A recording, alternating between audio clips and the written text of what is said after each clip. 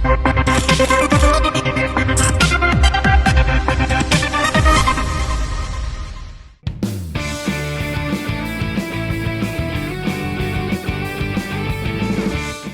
Pras Teguh mulai bertransformasi jadi juragan kuliner.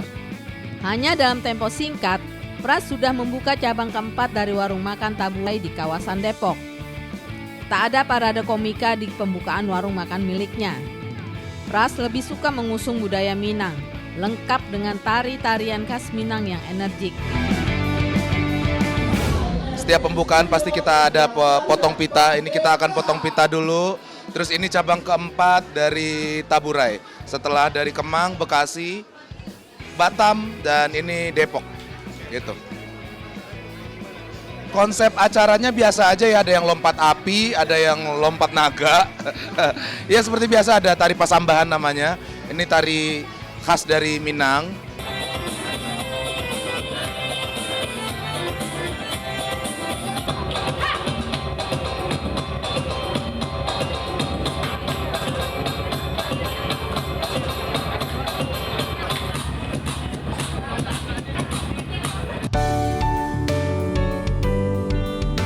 Pras yang biasanya melayani penonton yang lapar tawa, sekarang sibuk melayani pengunjung yang lapar betulan. Dunia kuliner dan dunia komedi ternyata nggak beda jauh ya. Dua-duanya harus tahu selera penonton dan pengunjung. Intinya, baik di atas panggung atau di balik dapur, kerjaan Pras tetap sama, yaitu memuaskan rasa. Hebatnya, baru saja launching, calon pembeli sudah membludak. Antriannya bahkan sampai mengular. Dipersilakan maju ke depan, kita potong pita. Yang berarti Warung Taburai Depok sebentar lagi akan resmi di launching. Dan warga Depok secara resmi sudah bisa menikmati Warung Taburai Depok yang akan buka setiap hari mulai pukul 10 sampai jam 1 malam. Sampai jam 1 malam guys. Yang mau begadang, ya kan, pulang dari Jakarta bisa mampir dulu ke sini. Iya. Oke, sudah ready Bang Pras dan Kak Ai? Sudah dari tadi, Sadik. Sudah menunggu. Oke, mau pakai gunting atau pakai Gak nemu. Oke, sudah ready kameramen semuanya, teman-teman. Kita ucapkan Bismillahirrahmanirrahim. Dalam hitungan 3 kita potong pita ya. Ya, hitungin. 3, 2, 1.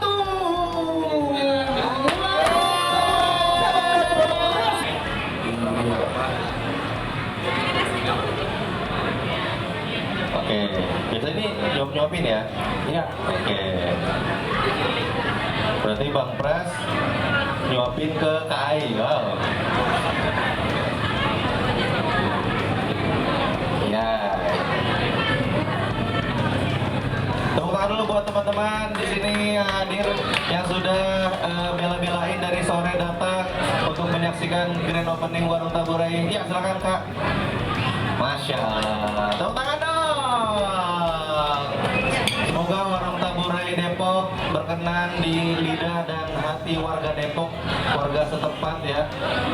Masya Allah. Tepuk tangan yang meriah sekali lagi teman-teman.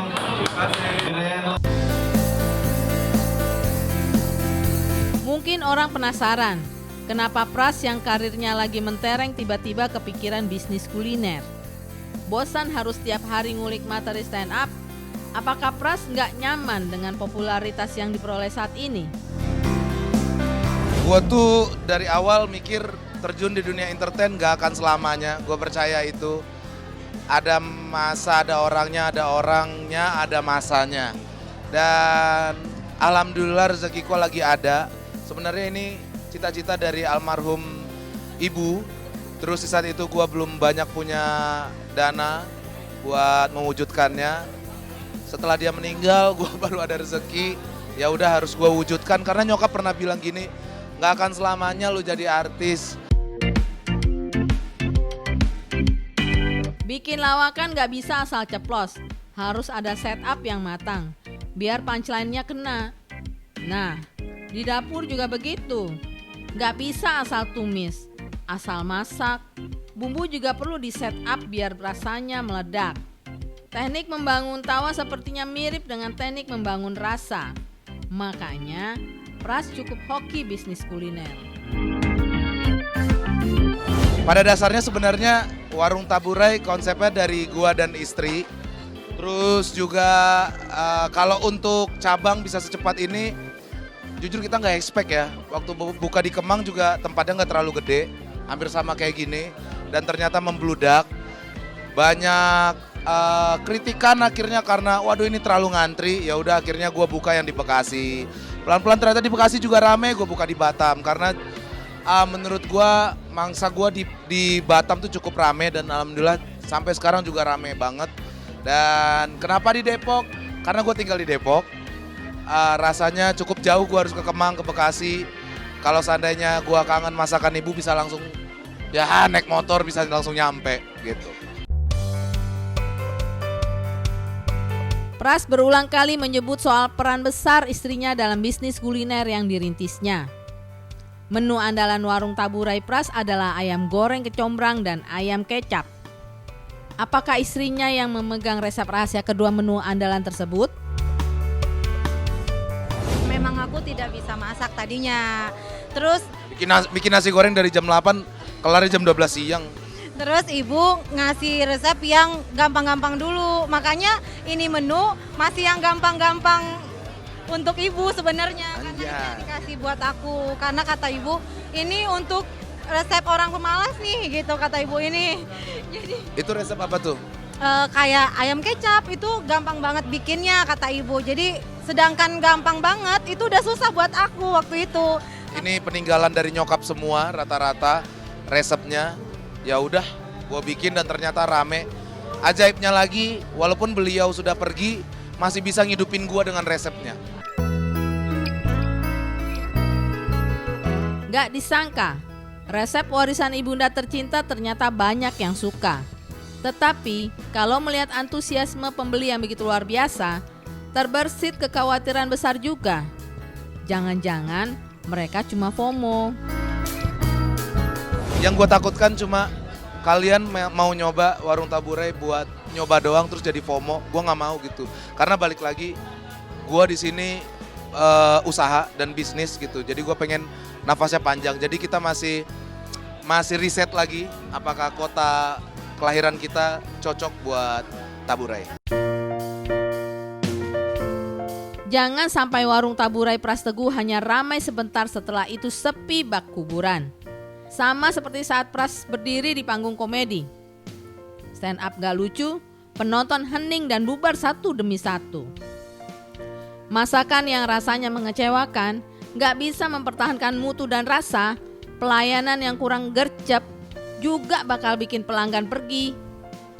Namun, dengan karakter Pras yang berani nekat, tahan banting, apapun masalah yang akan dihadapi di kemudian hari, Pras dan istri optimis mampu mengatasi. Kalau Bang Pras sih, aku ngeliat dari dulu berkaryanya selalu tulus sih gitu, nggak neko-neko juga. Jadi jalan aja dulu gitu. Tapi yang paling aku kagumi tuh dia berani banget. Yang kayak tadi tuh buka pokoknya sebelum pergantian tahun harus buka. Jadinya kan kita ke pressure ya gitu. Tapi ternyata feelingnya bener gitu. Gua nggak bisa ninggalin hal yang sudah dari kecil bahkan gue naik panggung itu nggak bisa ditinggalin. Cuman ini ya harapan gue dengan bisnis ini bisa menghidupi keluarga gue turun temurun bahkan itu aja. Amin, sih harapannya. Kalau jadi artis mah nggak akan selamanya menurut gue, nggak akan selamanya kita di atas. Tapi kalau bisnis kuliner gue rasa bahkan cicit-cicit gue insya Allah bisa merasakan.